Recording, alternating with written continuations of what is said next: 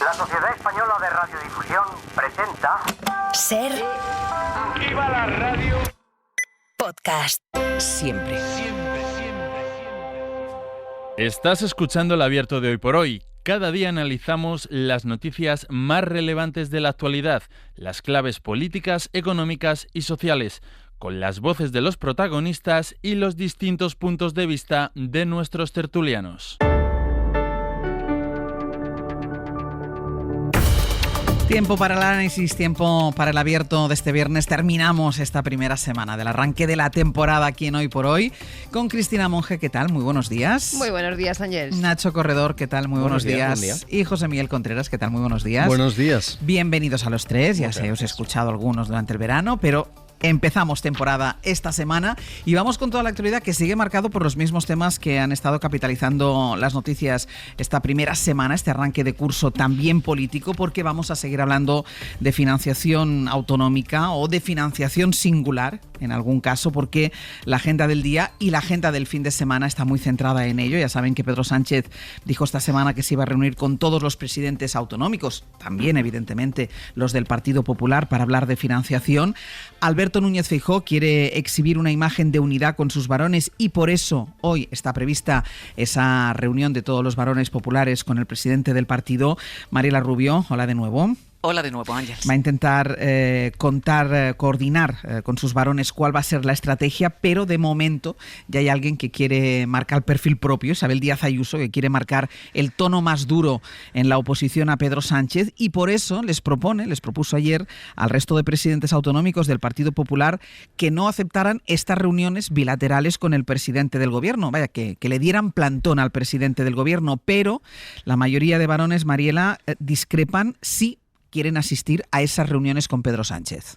Así es, aunque la petición de que Sánchez cite conjuntamente a los varones y no de uno en uno la hacía el lunes la calle Génova, Ayuso ayer daba un paso más allá en la línea más dura, pidiendo, como dices, al resto de varones del PP que directamente no acudan a reunirse con Sánchez si antes no se convoca una conferencia de presidentes para hablar de financiación. Y mientras no haya una conferencia de presidentes, los presidentes autonómicos no podemos sentarnos ante esta política mezquina a negociar nada. Yo le pido a los presidentes autonómicos que si hay una reunión sea para ir todos juntos, porque este gobierno va a intentar sobornarnos uno a uno en la Moncloa. Una advertencia, la de Ayuso, que llega en el peor momento para Feijóo, en el momento justo en el que buscaba una exhibición de unidad en su reunión de hoy, y la va a tener a medias, porque ya hay varios presidentes autonómicos que se han desmarcado abiertamente de la presidenta madrileña.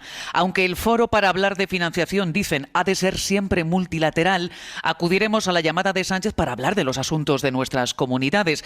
Así lo han señalado, por ejemplo, desde Galicia, Extremadura, Comunidad Valenciana o Murcia, donde hablaba así su presidente López Miras. Para hablar de un sistema de financiación autonómica tiene que hacerse de forma multilateral, y estoy deseando de que me convoque para sentarme con él, reunirme con él y poder decirle esto a la cara. Yo tengo muchas cosas que hablar con el presidente del gobierno y quiero sentarme con él. Está previsto que tras la reunión de Feijóo con sus varones salga hoy un documento que no va a recoger una propuesta específica de reforma del sistema de financiación, porque hay, Ángels, también hay diferencias entre regiones, pero que según la calle Génova sí va a incluir el compromiso de todos los presidentes populares de no pactar nada relacionado con financiación de manera bilateral.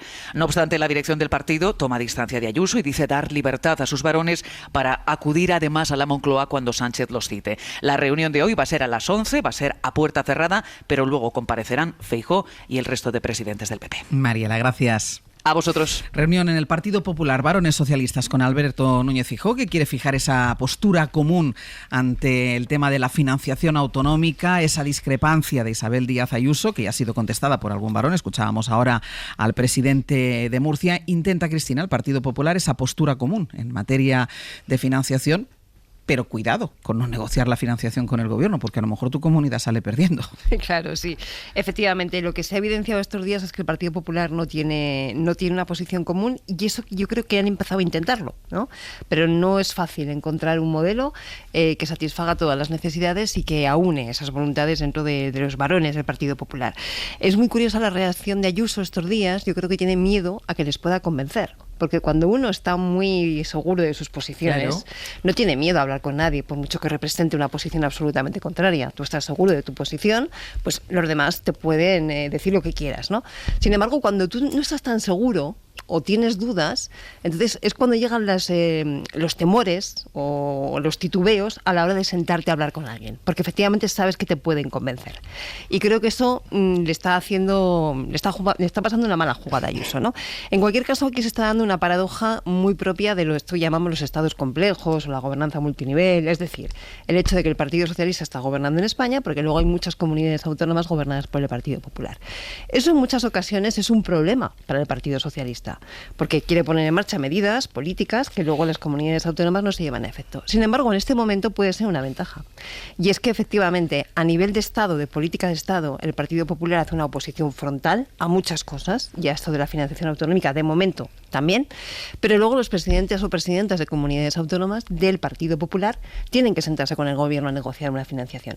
Y si el gobierno es hábil y sabe proponerles fórmulas que sean compatibles unas con otras y que satisfagan las necesidades, y bueno, por cierto, que luego al final sumen todas, ¿no? Porque luego hay que hacer el puzzle, efectivamente tiene ahí una buena baza que jugar. Por lo tanto, esa complejidad política que tenemos a veces los estados complejos y descentralizados, que a veces, muchas veces, supone un esfuerzo extra por parte del gobierno, en este caso central, ¿no? Para gobernar, ahora mismo puede ser una baza a su favor.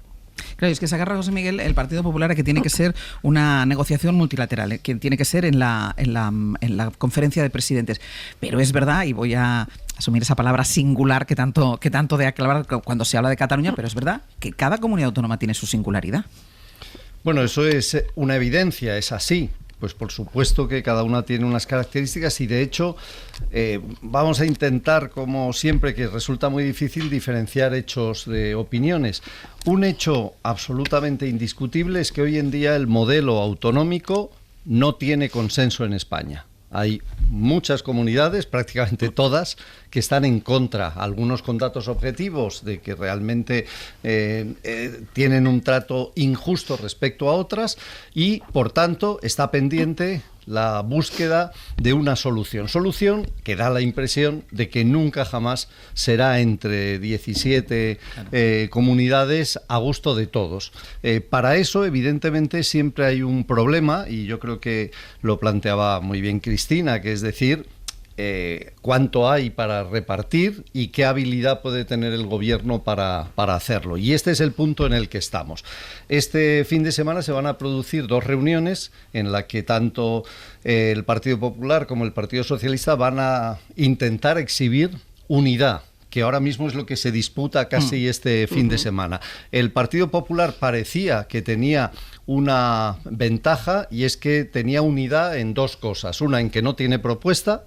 Es así, nadie tiene en el Partido Popular una propuesta clara que defender, y luego tenía unidad absoluta en la oposición.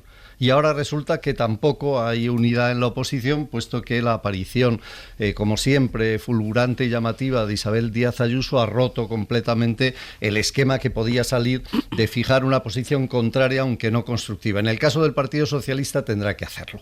La gran pregunta que se planteaba: ¿cómo se puede resolver esto?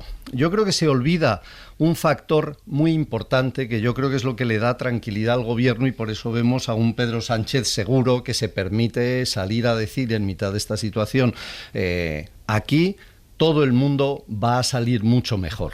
Y es que vivimos un tiempo, casualmente, lo cual es extrañísimo en la historia para los que somos más veteranos, en el que hay dinero. Los fondos europeos, si tienen precisamente una de sus capacidades, uno de sus aportes mayores, es el reparto autonómico, el intentar compensar aquellos territorios que se encuentren en una situación más desajustada. Por tanto, no estamos hablando de que la misma tarta histórica hay que repartirla y que ahora, con motivo de los acuerdos con Esquerra Republicana, parece que a Cataluña se le va a dar un tratamiento singular que en el fondo implica posiblemente que tenga más dinero.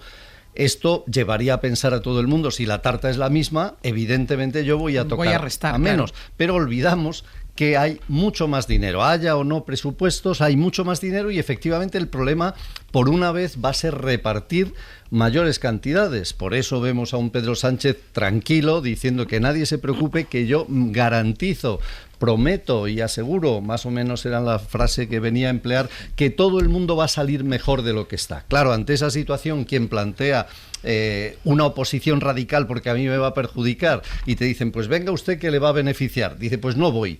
Claro, es incoherente desde el punto de vista práctico, desde el punto de vista político, forma parte del discurso habitual. Y ahí entra ese elemento que decía Cristina, que no quieren que vaya porque si acaso les convence, porque como hay dinero, porque hay más recursos, lo anunció el presidente del gobierno, por si acaso les convence. Nacho. Bueno, yo estoy impresionado con el elevado nivel de sofisticación, compromiso, respeto, solidez y densidad intelectual que hay detrás de las dos afirmaciones de Isabel Díaz Ayuso, que señalan que el gobierno va a tratar de sobornarnos y que debe sacar las sucias manos del gobierno de la recaudación de los madrileños y los españoles.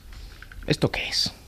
Esto no es un debate sobre financiación autonómica, esto probablemente tiene más que ver con marcar internamente la línea de mando, esto tiene que ver con muy poco con el desarrollo de políticas públicas. Porque efectivamente, si hoy cogiéramos distintas comunidades autónomas, por poner dos ejemplos como la Comunidad Valenciana o Castilla y León, hay diferencias de criterios, porque hay comunidades autónomas que consideran que el número de personas que viven habitualmente debe ponderar mucho en el peso de la financiación. Otros creen que la dispersión que hace que se encarezcan los servicios públicos en aquellas comunidades más despobladas como Castilla y León debe ser compensada de alguna manera. Otras dicen que la población flotante, es decir, aquella que solo va, por ejemplo, en verano, condiciona mucho el desarrollo de los servicios públicos y, por tanto, tiene que estar previsto en el sistema de financiación ese impacto, y, desde luego, no hay un criterio compartido. Pese a todo el ruido generado alrededor del acuerdo entre Esquerra Republicana y el PSC para la investidura en Cataluña, la realidad es que este debate, que es un debate que hace años que debería haber sido abordado, tenemos un sistema de financiación caducado que se hizo en un momento donde, por ejemplo, Cataluña tenía 2 millones menos de habitantes, es decir, está desactualizado y no tiene la capacidad de dar respuestas a las necesidades que tenemos. La realidad es que si no hubiera sido por ese acuerdo, el debate sobre la financiación no se hubiera abierto en nuestro país. Y ese acuerdo en particular a lo que apunta es a un camino hacia el que yo creo que vamos a tener que ir, que es el de la corresponsabilidad de las comunidades autónomas. Se ha acabado que usted exija por un lado dinero al Estado, pero por otro lado haga rebajas fiscales. Pues es que a lo mejor es usted quien tiene que recaudar y por tanto se corresponsabiliza cuando usted rebaja un impuesto de aquellos ingresos que usted tiene. A los que renuncia. Efectivamente. Y este debate es también, pese a que el inicio de la intervención contrastaba con lo que ahora voy a decir, creo que también es un buen síntoma.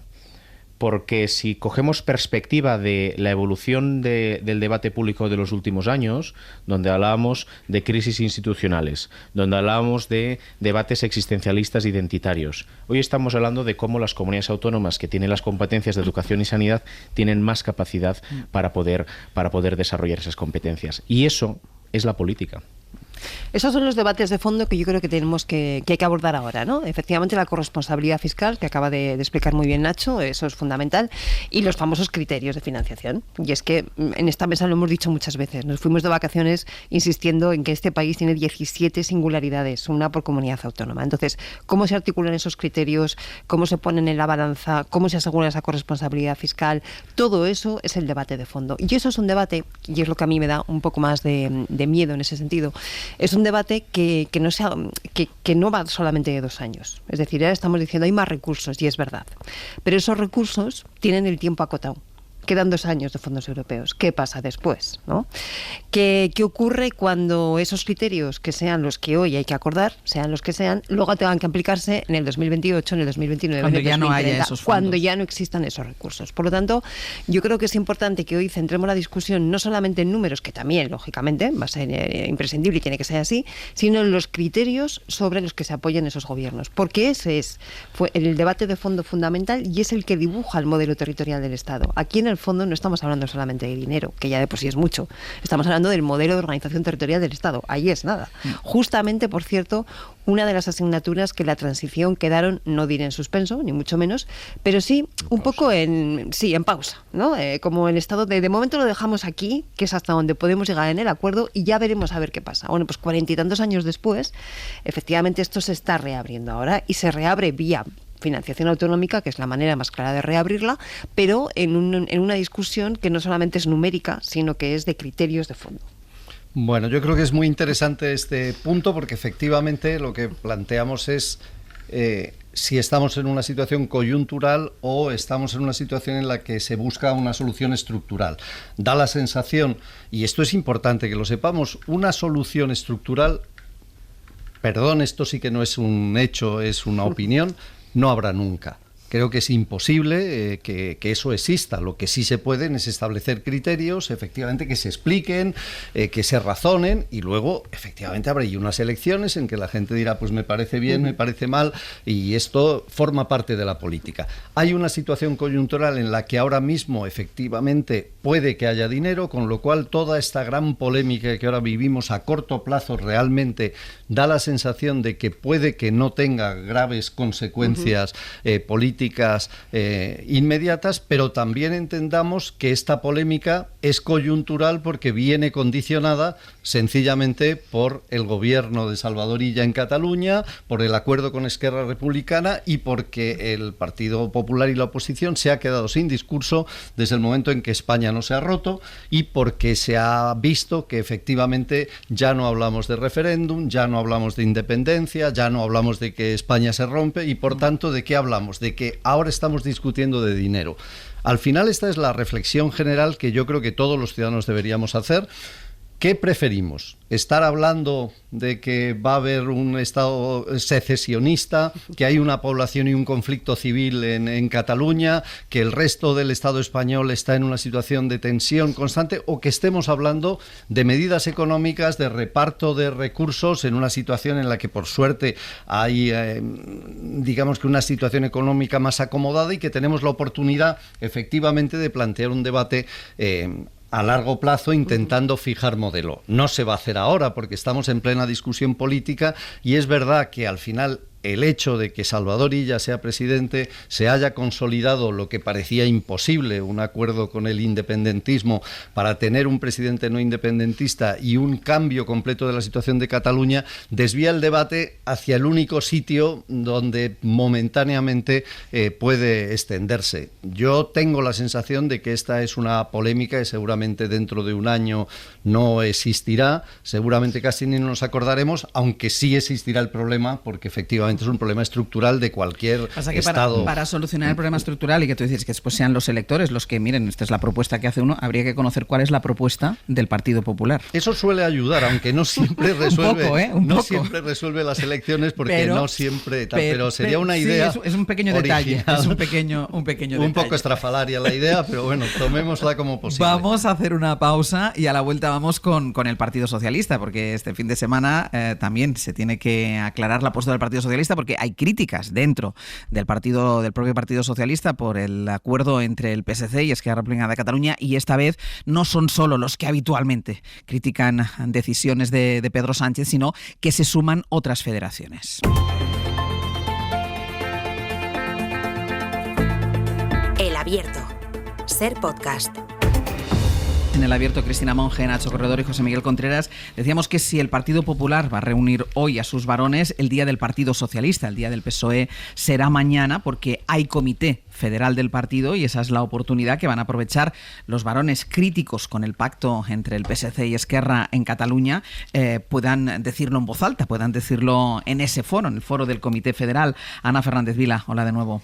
Hola de nuevo, Ángel. Ayer por primera vez escuchamos a un miembro del gobierno, fue la ministra de Defensa, Margarita Robles, decir que probablemente tendrían que haber explicado mejor ese pacto, qué quiere decir exactamente esa financiación singular de Cataluña, ese pacto con Esquerra.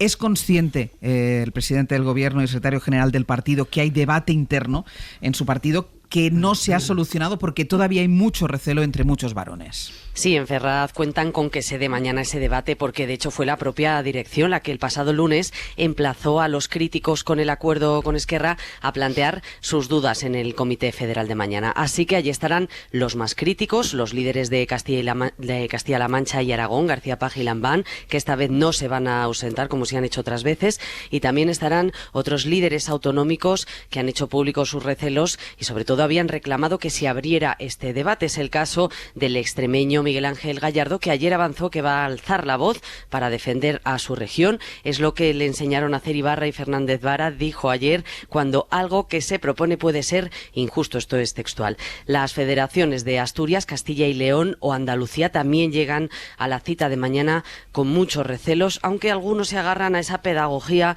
que ha empezado a hacer esta semana Pedro Sánchez y su vicepresidenta María Jesús Montero, garantizando un modelo solidario y justo, aunque sin mucho detalle. Esto decía ayer Juan Espadas, por ejemplo, en La Ventana de Andalucía. Porque vamos a seguir, y lo estamos haciendo, defendiendo un modelo de financiación autonómica justo, solidario y en donde se garantice la igualdad en los servicios públicos en todo el territorio. Desde Ferraz insisten en que el acuerdo con Esquerra ya deja negro sobre blanco que la financiación será solidaria, como decías, pero hay voces que reconocen que no se está explicando bien. Esto decía ayer Margarita Robles en Antena 3. A los españoles no se les engaña, los españoles son muy listos y entienden perfectamente. Entonces quizá todos deberíamos explicar mejor las cosas.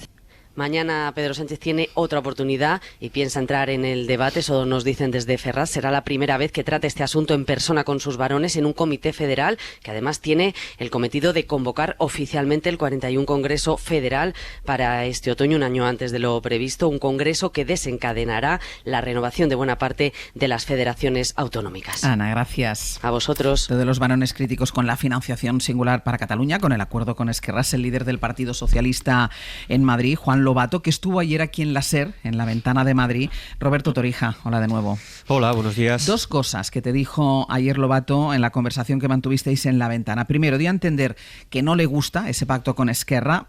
Eso ya lo dijo en su momento y ayer dijo, prefiero no decirlo aquí o no repetirlo aquí, lo voy a decir en el foro en el que tengo que decirlo, que es en ese comité federal, pero después también respondió a los rumores que corren insistentemente últimamente sobre la posibilidad de que Pedro Sánchez lo reemplace al frente del PSOE de Madrid. Sí, sobre esto último, Lobato reconoce el ruido de sables en el PSOE contra su liderazgo, algo que está más visto que el tebeo, dice, y critica la posibilidad de que desde Ferraz alguien trate de quitarle la silla. Yo creo que no, porque sería una locura y porque tenemos muy claro el proyecto y porque además cuáles son las razones. Esto es un poco la historia del PSOE de Madrid, ¿no? Yo llevo 2 años y medio de secretario general, pero he visto otros 20 y pico en la oposición, ¿no? Y es toda la vida igual. Pide por eso respecto al proyecto político que empezó a construir en Madrid hace menos de 3 años. Lo que pido, hombre, es que se nos deje trabajar, coño, porque es que aquí te parten la cara con Ayuso todos los jueves para que en 2 titulares de medios de comunicación, además no muy progresistas, te estén tirando a la cara estos temas. Lobato acudirá en este contexto al Comité Federal de mañana, dispuesto también a plantear su postura sobre el acuerdo con Esquerra Republicana, un acuerdo que, según dice, tiene consecuencias políticas e incluso consecuencias ideológicas para el resto de España. Torija, gracias. Hasta luego. Pues hablaremos de las dificultades históricas del Partido Socialista aquí en Madrid, pero antes, Nacho, decíamos, no solo es el Partido Popular, varones socialistas, y no son los de siempre, no es solo Paje, no es solo Lambán, si no escuchábamos a Espadas, escuchábamos también a Lobato, recelosos con ese acuerdo por la financiación autonómica. Sí, lo que pasa que en relación al acuerdo de investidura del PSC, que lo pacta el PSC, no lo pacta el Gobierno de España, lo pacta un partido que es autonómico para gobernar en esa comunidad autónoma con Esquerra Republicana de Cataluña, tengo la sensación de que se han mezclado varias cosas, ¿no? Por un lado, que el texto era suficientemente abierto, ambiguo, para que cada uno lo pudiera explicar como quisiera, porque en gran medida lo que se estaba buscando era que durante 72 horas Esquerra Republicana de Cataluña pudiera tener un pretexto para poder apoyar al Partido Socialista de Cataluña. Porque aquí en el resto de España se está criticando al Partido Socialista por traidor, pero es que en Cataluña Esquerra Republicana la están acusando justamente de traidora, lo que pasa que a los valores diametralmente opuestos, a la otra patria, a la patria catalana. Con lo cual Esquerra Republicana necesitaba reinterpretar a su gusto ese pacto para desarrollar la línea política que quieren desarrollar. Y luego creo también que hay gente que ha opinado sobre el pacto que directamente no se lo ha leído.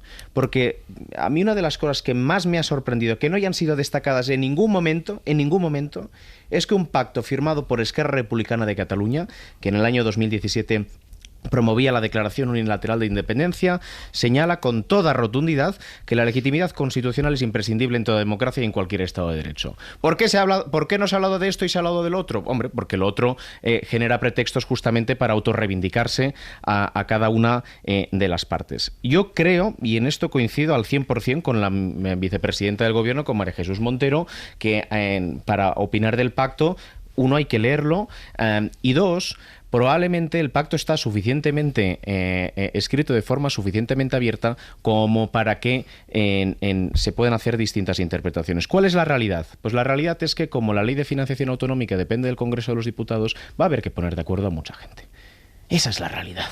Y entonces, si eso en el camino sirve para que distintos líderes políticos reivindiquen qué bien representan a sus ciudadanos, pues a mí me puede parecer muy bien, sin perder de vista que la crisis institucional de los últimos 10 años ha sido consecuencia de echarse los platos a la cara entre distintas comunidades autónomas. Y que si lo que queremos es preservar un proyecto constitucional donde la mayoría de los ciudadanos de España y también, por tanto, de Cataluña quieran formar parte de nuestro país, lo que no tiene sentido es generar una dialéctica que nos lleve al punto de partida.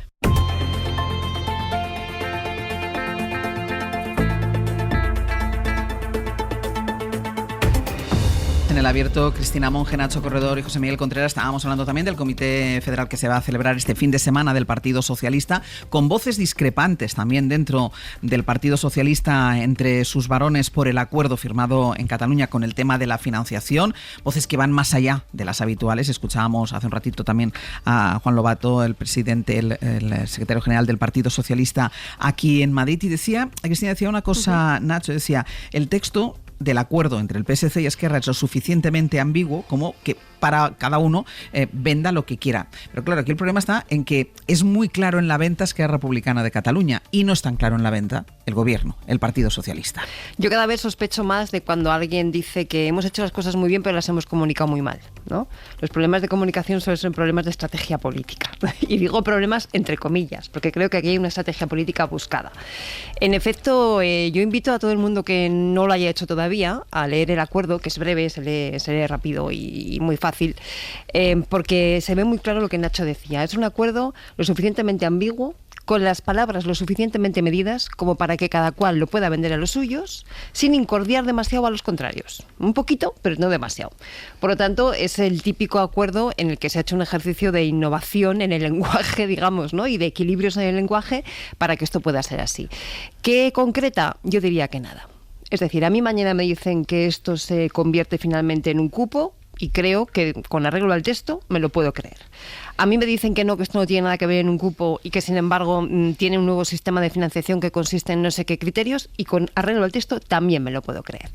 Claro, esto viene a decir o viene a significar que en el fondo lo que se ha hecho ha sido intentar darle a Esquerra Republicana una pista de aterrizaje de alguna forma, ¿no? Un aval para que pudiera vender a sus bases un voto de apoyo al gobierno de Illa. Un voto de apoyo que por cierto salió por muy poco, quiero recordarlo, ¿no? Y eso con toda la ventaja que el PSC le había dado a Esquerra en este acuerdo y en la explicación del acuerdo. Porque hasta el día de hoy todavía los que han llevado la iniciativa de la explicación, los únicos que han explicado lo que habían firmado efectivamente ha sido Esquerra. Pero lo del PSOE o lo del PSC o lo del PSC y el PSOE, por lo que antes Nacho diferenciaba muy bien, obviamente no es casualidad. O sea, responde a una estrategia de querer darle a Esquerra esa ventaja para legitimar la votación. ¿Qué ocurre ahora? Pues que ahora, efectivamente mañana, primer Comité Federal después del acuerdo y previo a la celebración de ese congreso ya anunciado. Y ahora es cuando efectivamente el Partido Socialista va a tener que explicar dentro a los suyos exactamente en qué consiste este acuerdo o a dónde quieren llegar. Porque hay una cosa muy llamativa y es que no se ha explicado a la sociedad, pero al parecer por las reacciones tampoco lo han explicado en el interno. Es decir, tampoco lo han explicado a los varones o a los líderes territoriales, aunque sea pidiendo discreción, que estas cosas se hacen, ¿no? Tú puedes negociar un acuerdo, decir, mira, esto es muy delicado, de momento pensamos que no tenemos que salir a la palestra a explicar detalles, pero internamente que sepáis que las líneas básicas van por aquí, ¿no? Eso tampoco parece ser que se haya hecho a tenor de las reacciones que ha habido. Por lo tanto, estamos ahora mismo pues en un punto de inflexión donde esa estrategia de calla y dejarle la explicación al otro para que pueda venderlo a los suyos, pues ha tocado a su fin y ahora es cuando efectivamente va a tener que empezar a concretar. Pero también el Partido Socialista necesitaría venderlo a los suyos. Claro, por eso que ahora es cuando llega el momento en el que tienen que venderlo a los suyos. Entonces, en el Comité Federal de mañana, en lo que pasa en los próximos días y por supuesto en ese Congreso de noviembre, será donde tendrán que explicar a los suyos qué han hecho y sobre todo a dónde quieren ir, ¿no? José Miguel. Yo creo que en ocasiones, y ahora está de moda la cuestión, se critica a los jueces, yo creo que con razón, cuando se promueven procesos prospectivos y juicios prospectivos. Creo que en política, y me permito una autocrítica desde el periodismo, tenemos demasiada tendencia a hacer política predictiva. Es decir, los tiempos que necesitamos para hacer bien nuestro trabajo, para contar a la gente lo que pasa, no coinciden con los tiempos que la política necesita para hacerlos públicos. Y aquí está la base del problema. Partamos del punto original. El punto original es una gestión política realmente inverosímil, que es que ahora nos hemos acostumbrado, que Salvador Illa es presidente de la Generalitat, que un político no independentista hoy es presidente de la Generalitat con el apoyo de los principales partidos independentistas. De verdad, paremos un segundo, pensemos lo que estamos diciendo, que venimos de donde venimos, como antes recordaba Nacho. Para hacer esto ha habido que hacer un acuerdo que necesitaba efectivamente, como yo creo que explica Cristina, ser explicado a la militancia de Esquerra Republicana, que lo aprobó por muy poquito y que además necesita ahora ponerse en práctica y ser explicado a todo el Partido Socialista en su conjunto. Para hacer esto, la cuestión, si lo piensas malignamente, decir, hubo una trampa y no se quiso de ninguna manera explicitar exactamente en qué consiste un acuerdo. Yo, que normalmente creo en la gente y tiendo a pensar bien de casi todo, también creo que posiblemente no podían explicitar con detalle el acuerdo. ¿Por qué? Pues porque si el acuerdo hubiera sido muchísimo más concreto, seguramente no era viable. El acuerdo ahora tendrá que discutirse con todo el Partido Socialista, como va a empezar a ocurrir, y en caso de que suponga significativos cambios estructurales, tiene que ir al Parlamento, tiene que ser avalado por los grupos políticos y que el pueblo español en ese momento, cuando llegue el tiempo que lamentablemente hay que esperar, dirá si le parece bien o le parece mal. El gobierno de Pedro Sánchez, Esquerra Republicana, Salvador Illa no pueden imponer un cambio que ahora mismo parece evidente, nadie sabe exactamente cómo se va a hacer. Lo único que se ha acordado es algo evidente, que Cataluña va a tener una nueva estructura en sus relaciones financieras con el Estado a la hora de repartir y la fiscalidad y de organizarla. Ya está, y que con el resto de las comunidades autónomas hay que abordar una reforma. Esto lleva, y termino con esto, a lo que planteabas de principio, que es ¿qué ocurre ahora dentro del Partido Socialista? Pues dentro del Partido Socialista, divisiones, pues es que serán lógicas. ¿Por qué?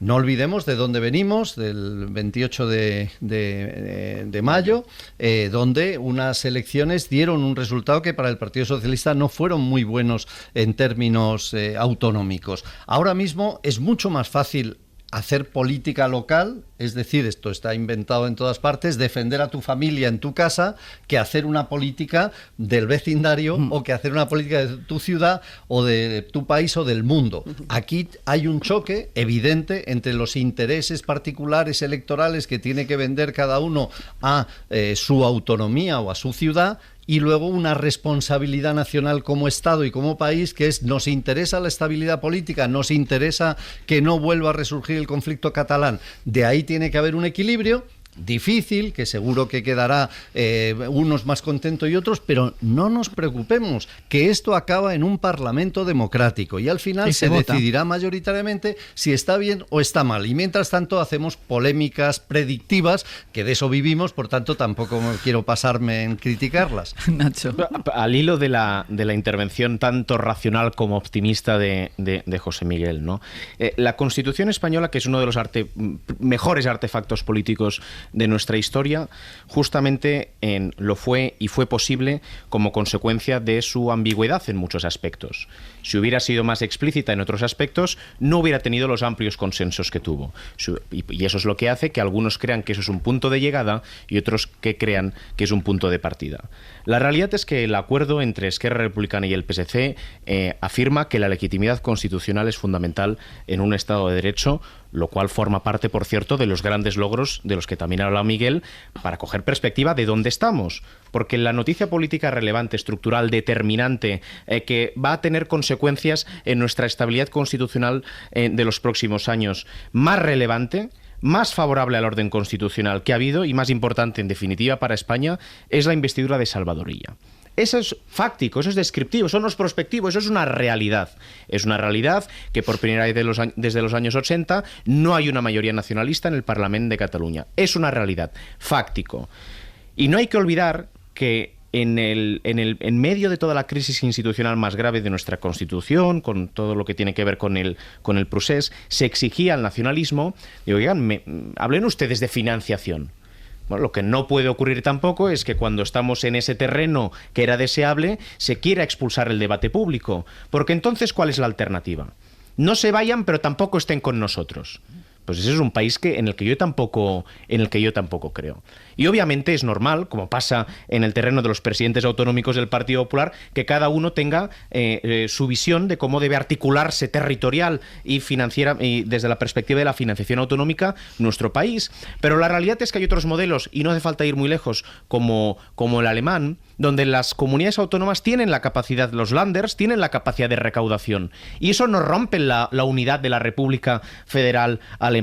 El Estado en Alemania tiene la recaudación de algunos impuestos, por ejemplo, las importaciones y exportaciones, pero muchísimos de los impuestos, una gran parte de los impuestos, los recaudan los Länder. Y eso no hace más débil a la unidad de Alemania, sino al contrario, que corresponsabiliza a las distintas administraciones de las decisiones que toman y, desde luego, tiene la capacidad de articular territorialmente un país que aspira a convivir.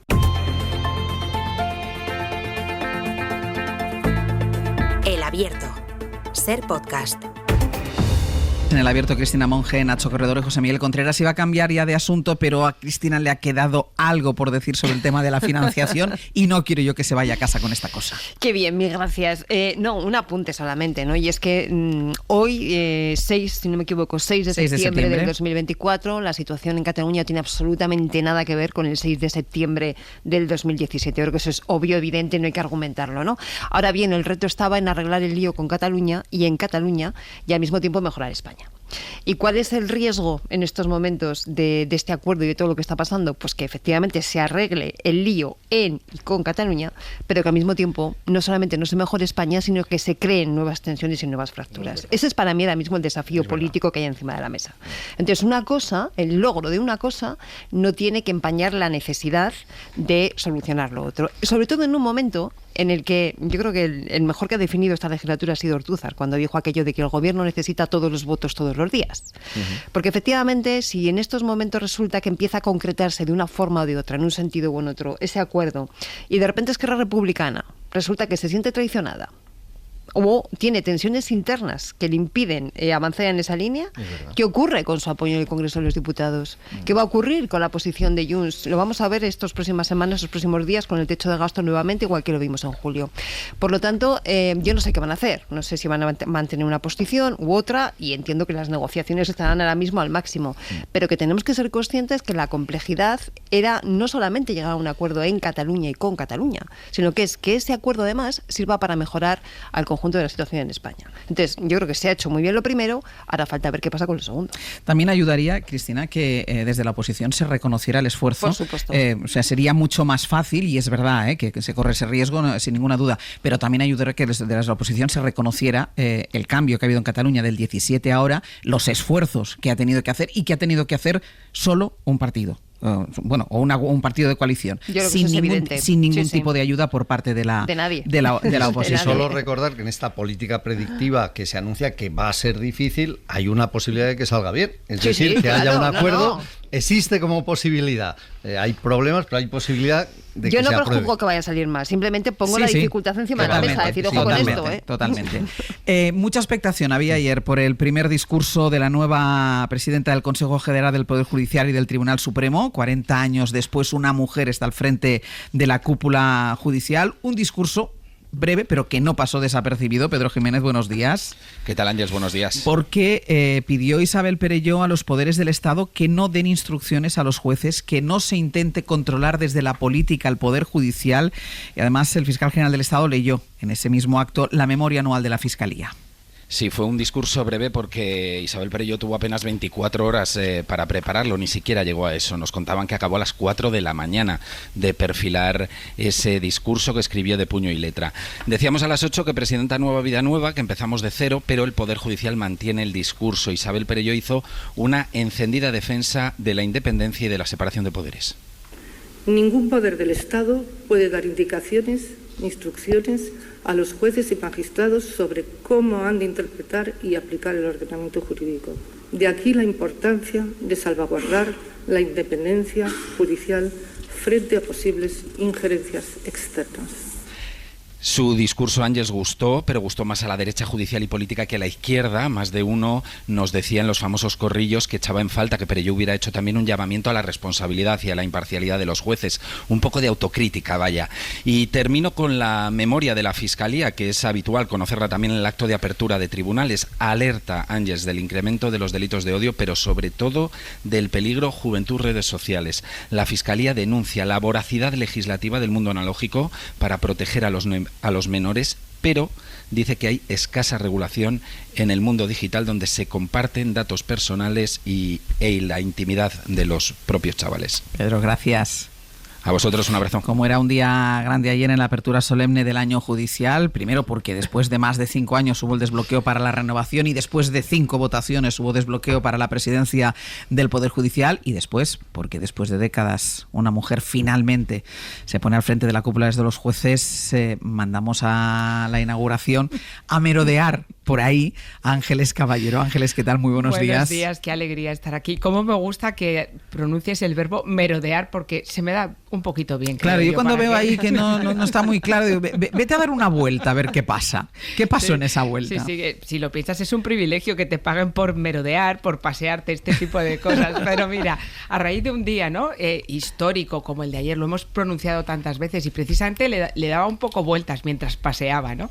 En qué es lo que significa un hecho histórico y en hacer historia, ¿no? Porque como recordabais, ayer tuvo lugar uno de ellos, y es que una mujer, Isabel Perelló, presida por primera vez el Consejo General del Poder Judicial de un país en el que, como recuerdo, cuando nació las mujeres no podíamos acceder a la carrera judicial. Y yo lo pensaba mientras paseaba por la madrileña plaza de la Villa de París, donde, como su propio nombre indica, tiene ciertos aires de la capital francesa, y a eso de las 10 de la mañana ocurría algo que a lo mejor también puede parecer histórico y sin embargo no lo es, que es que hay un Madrid, como hay un Badajoz, un Valencia, un Vejer de la Frontera, que a esas horas, las 10, 10 y media de la mañana, no tiene prisa alguna, pasea a su perro por el parque o lleva al niño con el cubo y la pala a jugar con la arena. Que a mí eso me reconforta y me reposa en esta vida acelerada que llevamos. Y mientras esa gente permanecía ajena a los periodistas, a la cantidad de policías que había merodeando y vigilando también por allí, a tantos coches oficiales, esta mujer que está al frente del órgano de los jueces e inauguraba el año judicial en presencia del rey Felipe II, a mí me generaba también cierta inconsistencia o cierta incoherencia en lo que le daba vueltas a esto de ser histórico, porque denominar a algo un hecho histórico y lo importante que es que una de nosotras, en este caso ella, rompa este techo de cristal o de hormigón, también me produce cierto miedo, cierto vértigo. En la distancia tan pequeña que hay entre esto, reconocer a las que estuvieron antes, ahora, las que vendrán, y convertir a una mujer, a Isabel Perelló, en una especie de nota discordante, en un animal exótico, en un mundo de togas con sus respectivos dueños.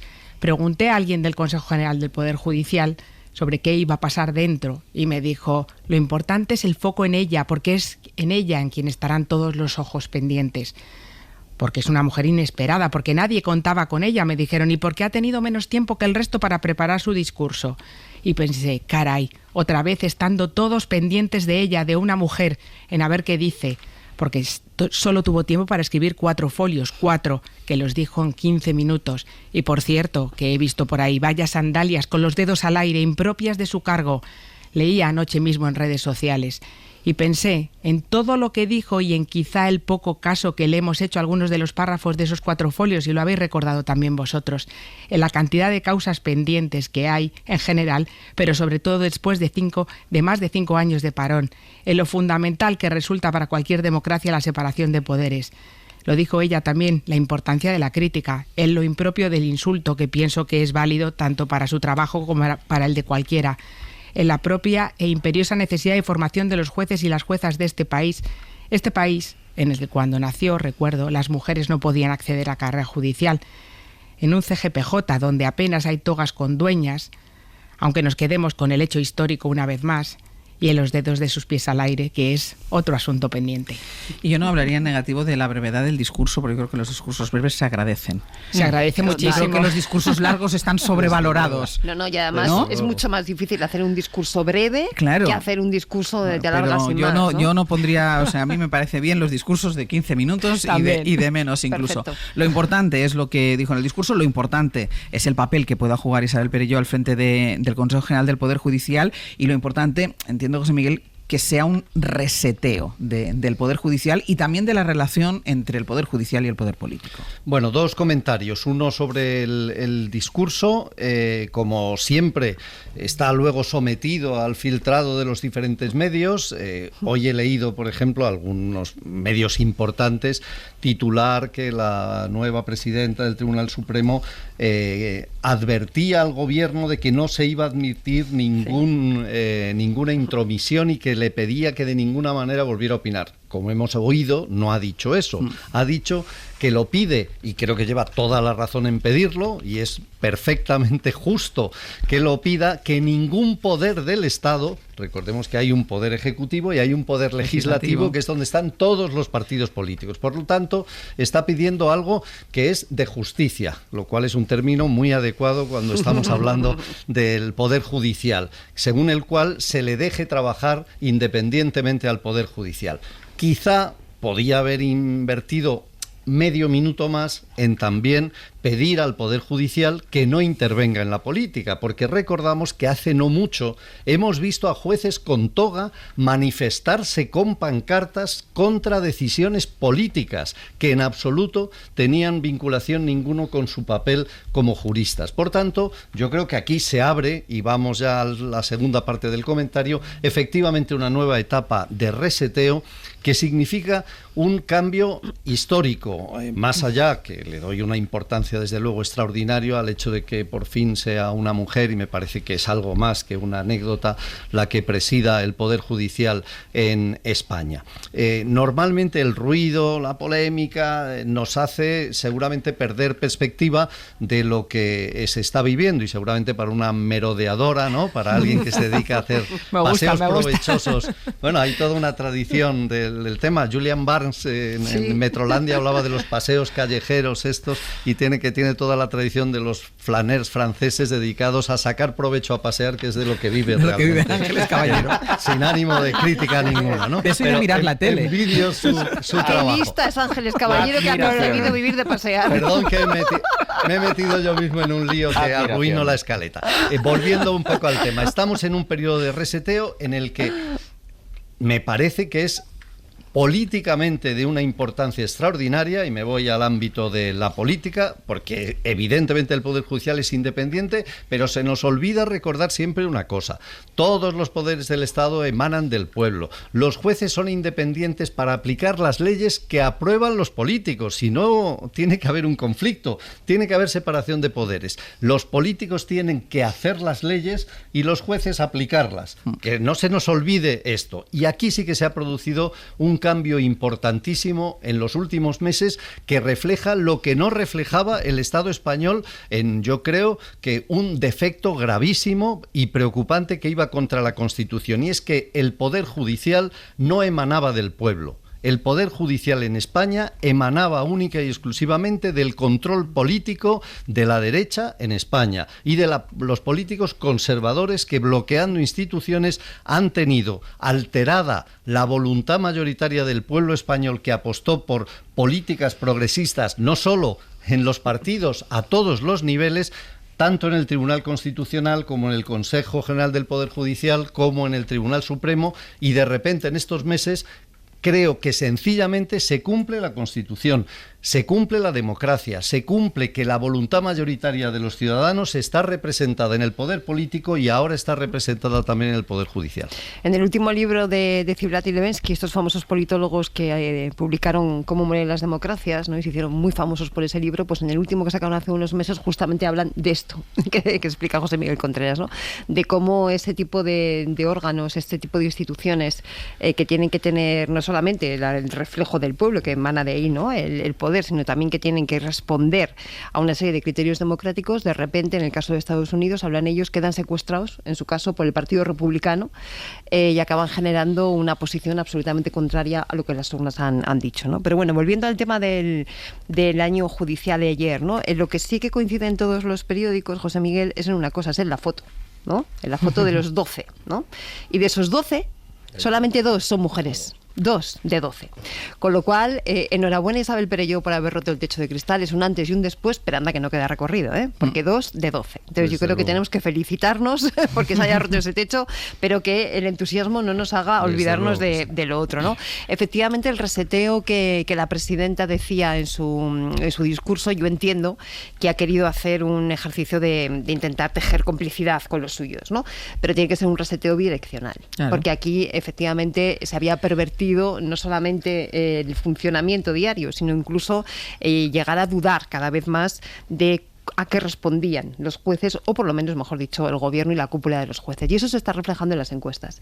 Si vemos cómo la ciudadanía española percibe a la justicia, la está percibiendo, aunque los datos varían según encuesta, pero la está percibiendo cada vez como menos independiente.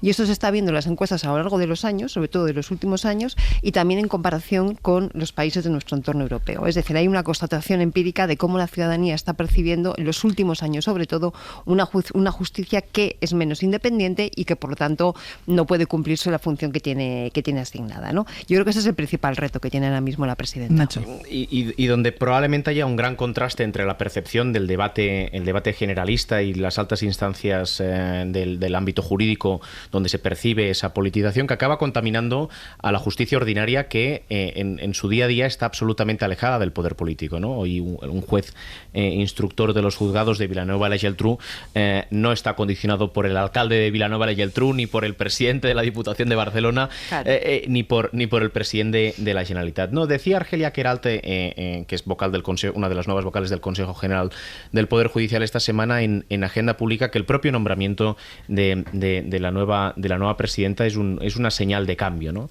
Y con una perspectiva que creo que es relevante, que ella destacaba, que es que el nuevo Consejo debe hacer esfuerzos singulares en no caer en el empantanamiento institucional que ha supuesto el bloqueo del Consejo saliente. Y que hoy haya un acuerdo por unanimidad de la nueva presidenta, creo que es un éxito, pero también marca un camino. Creo que la reivindicación de la igualdad en las instituciones es también una reivindicación por la democratización, y desde la lógica de los distintos sesgos que deben formar parte de la forma de interpretar la vida de las instituciones, la igualdad en el caso de la justicia también tiene asociado un componente generacional, que que de forma bastante automática regenera en sí mismo a las propias instituciones. Sobre todo si se ajustara también con el modelo de selección de los jueces, que eso es otro de los debates pendientes, sí, ojo, sí, porque es verdad que el elemento generacional ayuda a todo esto que está diciendo Nacho, pero habría que combinar el elemento generacional con un nuevo sistema, un nuevo sistema de selección de los jueces y juezas, porque si no el elemento de clase sigue siendo un factor que distorsiona. Ángeles, te voy a dejar merodear. El lunes te dejo merodear por las entradas a los colegios. ¿Te parece bien? De verdad, me siento...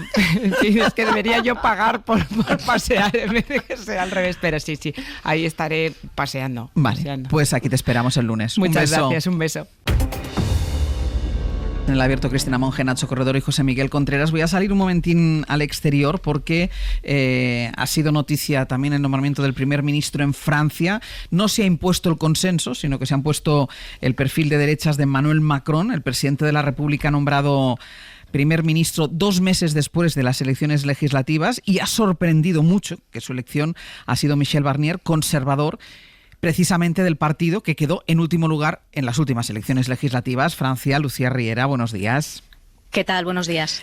¿Ha decidido Macron apoyarse en los votos de Marine Le Pen, de la ultraderecha, a pesar de haber pedido campaña tras campaña un cordón sanitario contra esta ultraderecha, y por tanto ha ignorado y ha dejado sin poder a la coalición de izquierdas, a ese Frente Popular de Izquierdas, que fue quien ganó las elecciones? Dice este Frente Popular que les han robado las elecciones y ahora todo depende de la ultraderecha, porque así lo ha querido Emmanuel Macron. Casi 2 meses después de las elecciones, tras el récord de la Cuarta y de la Quinta Repúblicas de un gobierno en funciones, hasta 51 días han sido, y tregua olímpica mediante, Macron pues ha encontrado finalmente lo que buscaba, un primer ministro más bien de coexistencia que de cohabitación, eso dicen, porque la elección de Michel Barnier, exministro con Chirac y con Sarkozy, excomisario europeo, pues es más bien la de una continuación del macronismo sustentado, como decías, en la extrema derecha.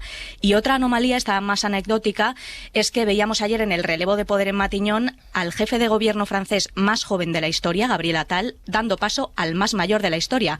En Barnier, que tiene 73 años, Macron ha buscado experiencia y el consenso en una figura pues que no suponga un peligro para sus medidas, algunas muy contestadas en las calles, como la reforma de las pensiones aprobada por decreto.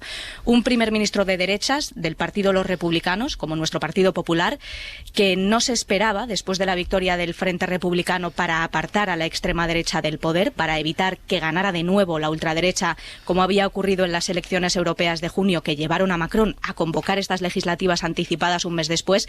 Esa victoria del republicanismo que todos celebraron el 7 de julio, también Macron, ahora el presidente la ha pisoteado, devolviendo a los de Le Pen la llave de la estabilidad institucional, el arbitraje de su gobierno. Y eso no va a ser gratis. De entrada ya la agrupación nacional ha dicho que no va a censurar el gobierno de Barnier, va a esperar a conocer sus políticas, en ese discurso de política general que tradicionalmente pues, se hace para exponer el programa de gobierno, pero sí ha presentado algunas exigencias, fundamentalmente que se respete a sus votantes, y esto es bastante abierto. Les interesa, como sabemos, la lucha contra la inmigración y la inseguridad, y van a presionar pues por medidas como la representación proporcional o sobre el poder adquisitivo y las finanzas públicas. Y Michel Barnier encarna una derecha liberal que ha defendido medidas como el control estricto de la inmigración, la jubilación a los 65 años, la reducción de impuestos o el relanzamiento de la energía nuclear.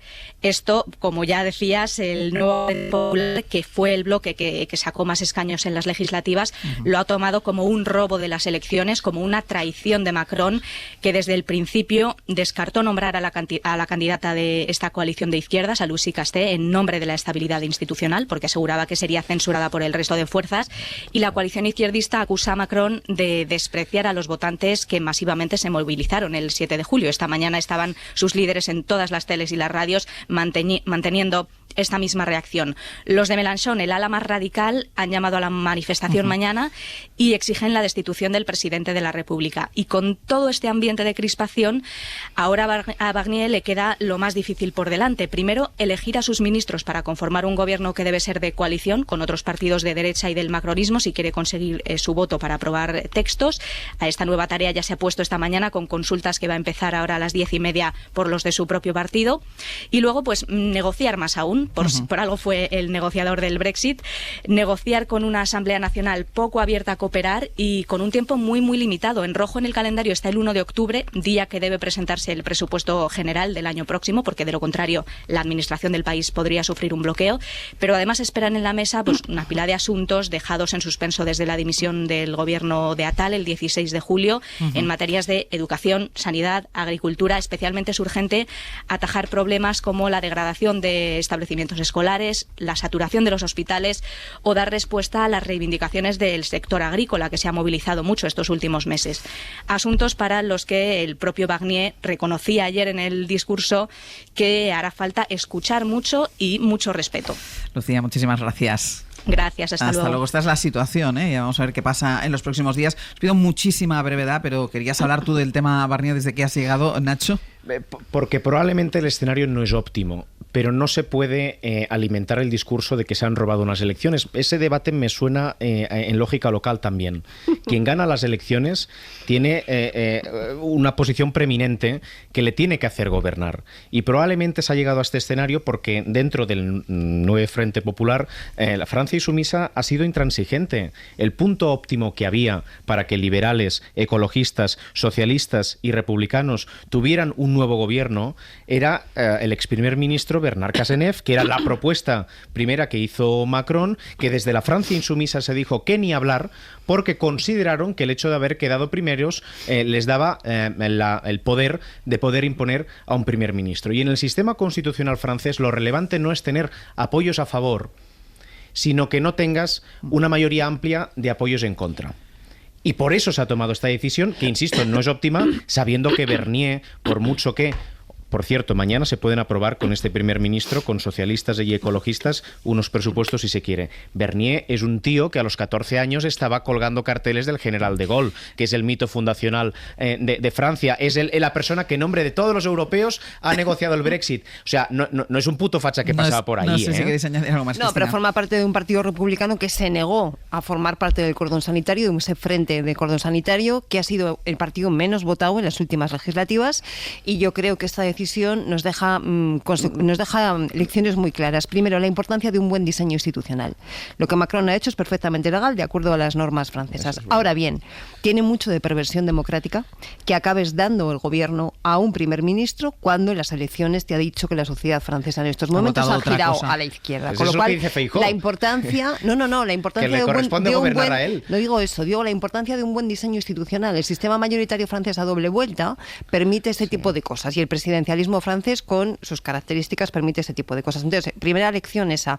Segunda, sobre todo para la izquierda, ojo con celebrar antes de tiempo las noches electorales, porque luego hay que ver qué pasa más allá. José Miguel. Bueno, máxima brevedad. Hablábamos de que se produjo en Francia un hecho histórico, que es una especie de coalición preelectoral frente a Le Pen y frente a la ultraderecha, y el resultado posterior, según ha interpretado Macron, debido a multitud de dificultades, es poner el gobierno en manos de la ultraderecha, que es la que va a decidir el futuro.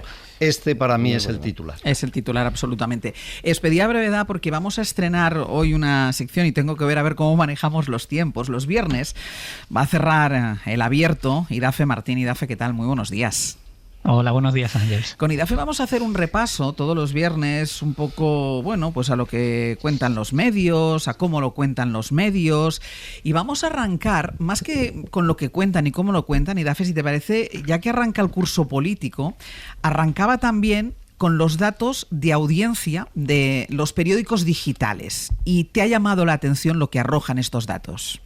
Sí, son espectaculares. España tiene 48 millones y medio de habitantes y hay periódicos con 50 millones de lectores. No es cuando tú pinchas cada vez que cuentas 3 veces y pinchas 3 veces. Tú, si pinchas 30 veces al mes, cuentas como una persona. Es decir, tienen 50 millones de lectores reales. El Español tiene 50 millones de lectores, el Debate tiene 17 millones de lectores. Es toda una cosa cosa sobrenatural. Me estás diciendo, Idafe, que cada vez que tú pinchas en su web porque te llama la atención un titular, a lo mejor cuentas como un lector.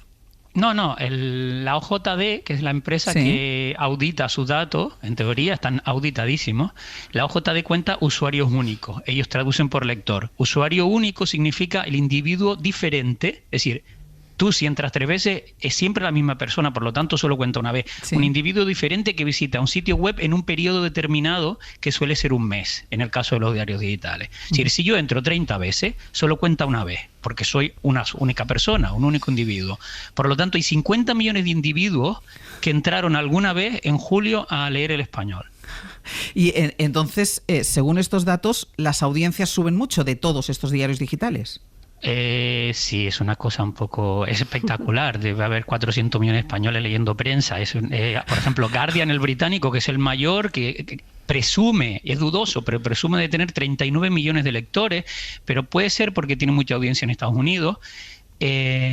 Es como un 30% más pequeño que El Español, el de Pedro J, o una cosa así. Y luego sí, todos esos datos está claro que, bueno, son como son, están un poco multiplicados por 100 probablemente, pero hay uno que me llamó mucho la atención, porque cuando todos suben y van por un montón de millones de lectores, los pobres del Objective se han hundido en un año y medio de 10 millones y medio a 2 millones con 7. ¿Ah? ¿Y eso? Y eso debe ser porque, no sé... No tengo explicación, porque si todos suben, es muy fácil hacerlo subir. Básicamente la auditora firma lo que le ponga. Pero bueno, no digamos eso. Si todos suben y ellos solo bajan cuando además están publicando muchas exclusivas y eso, pues es todo un misterio. ¿Y hay datos reales en algún sitio? Es decir, ¿podemos saber exactamente cuántos lectores tienen los medios en digital? Datos reales no creo que exista en ningún sitio, a no ser que los informáticos de los diarios permitan acceso, cosa que no permiten. Lo que sí hay es, el año pasado, el CIS, que hace cosas bien hechas, además de inflar al peso en las encuestas, hace cosas bien hechas. El CIS hizo una encuesta preguntando a la ciudadanía qué periódicos suelen usar habitualmente para informarse, qué periódico leen para informarse. Y era una respuesta libre, no te daban una lista, tú respondías el que querías o respondías 3 o 4 los que tú quisieras. Vale. El 44% dice que El País, el 28,7% que El Mundo, el 15,2% que ABC, el 13% La Vanguardia y el 10% el diario.es. Si miras los seguidores que tienen en redes sociales, en Twitter, la publicidad que tienen sentido esos números. Es decir, puede ser un poco más, un poco menos, tienen sentido. Significaría, por ejemplo, que el 10% de la población adulta española entra al menos una vez al mes a leer el diario.es. Puede ser mucho, pero tiene algo de sentido. Si ves esos números, El Español en esa encuesta aparece en el 2,2%, es decir, 800.000 personas. El Debate, que dice tener 17 millones de lectores, no aparece. Significa que menos del 0,1% de la población lo lee, porque aparecen todos los que tienen 0,1, es decir, que no llega a 40.000 personas, pero ellos presumen de 17 millones. Y una pregunta, Idafe, que no sé si tienes la respuesta. ¿Los anunciantes en qué datos se basan? Porque claro, yo ante un periódico que tiene 50 millones de lectores lo tendría claro. OJD presume, la empresa, si vas a su web, presume de que es la referencia para las empresas. Ellos ven los datos y dicen, oye, mira, pues Pedro J tiene 50 millones de lectores en El Español. Yo imagino los codazos de las multinacionales de todo el planeta dándose codazos como locas para entrar ahí, para meter un banner chiquitito. Pero bueno, sí, El Español tiene cierta publicidad, pero los 17 millones de lectores del Debate, por ejemplo, apenas le dan publicidad. Es decir, vas a la web y está vacía. Es decir, apenas tiene. Es una cosa muy rara, porque si yo sé que hay un medio con 17 millones de lectores y yo soy, no sé, Inditex, Telefónica, el otro, los tendría inundados de publicidad, pero no. Vamos. Idafe, muchísimas gracias. Seguiremos todos los viernes, ¿de acuerdo? Muchas gracias, Ángeles. Gracias a ti. Claro, 50 millones. Nosotros que tenemos 3 millones, vamos brindando con cava por las esquinas. Imagínate 50 millones, José Miguel. Bueno, la explicación, para que la gente dirá el misterio cuál es que muchas veces hay periódicos que bajo esa mancheta en realidad luego aglutinan multitud de otras publicaciones y de otras páginas web que cuando uno entra en realidad parece que van redirigidas. Que de hecho no saben ni que está entrando, por ejemplo, en El Español. Habrá un día en que todos al levantar Pepe Rubio, Severino Donate, buenos días. Muy buenos días.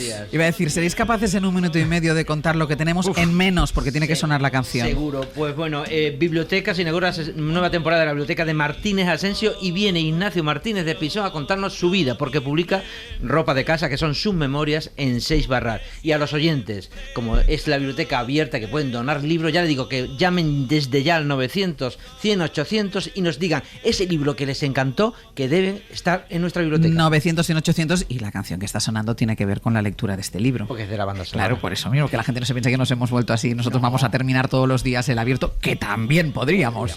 Y en Se Historias Musicales, a partir de las 11, con Fernando Neira, conoceremos qué hay detrás de la mítica canción September. Marta, baja. Pepe. Do you remember? Bueno, también veremos. Sube, Marta. Veremos qué hay detrás de la letra y de los compositores de este tema. Y tendremos como invitado a otro de los miembros de Cánova, Rodrigo, Adolfo y Guzmán, los de Señor Azul, Pepe. Señor Azul, que ciegas la razón. El caso es que el pasado junio vino Adolfo, hoy viene Guzmán para hablar de otro cuarteto mítico, Solera.